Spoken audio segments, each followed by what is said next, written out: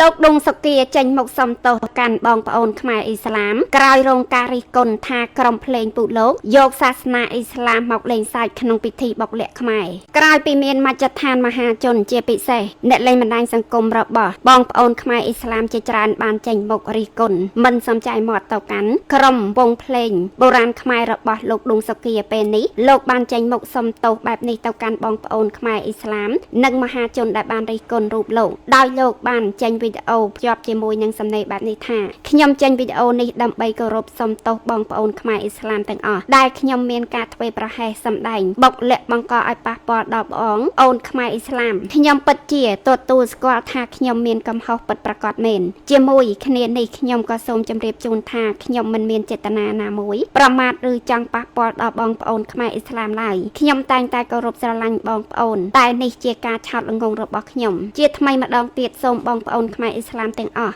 លោកមេត្តាលើកលែងដល់ខ្ញុំបាទផងខ្ញុំសូមសន្យាថានឹងកែប្រែឲ្យមិនឲ្យមានបញ្ហាកើតមានទៀតឡើយលោកក៏បានចូលទៅខមមិនពីក្រោមសំណេររបស់លោកទៀតថាខ្ញុំបាទសូមទោសជារួមម្ដងហើយម្ដងទៀតដែលខ្ញុំបានប្រព្រឹត្តខុសខ្ញុំព្រមទទួលកំហុសគ្រប់យ៉ាងបងប្អូនអាចជេរខ្ញុំតាមចិត្តខឹងចោះជាថ្មីម្ដងទៀតខ្ញុំសន្យាថានឹងកែលំអមិនឲ្យមានប៉ះពាល់ដល់បងប្អូនទៀតឡើយខ្ញុំគោរពបងប្អូនជានិច្ចខ្ញុំក៏សូមអរគុណបងប្អូនដែលបានជួយកែខ្ញុំនិងលើកលែងទោសដល់ខ្ញុំមិនបានឆ្លើយខមមិនអស់ទេបងប្អូនសូមមេត្តាកុំប្រកាន់នឹងខ្ញុំអីយប់មិញខ្ញុំសម្រាប់មិនលក់ទេហេតុនេះខ្ញុំព្រិលភ្នែក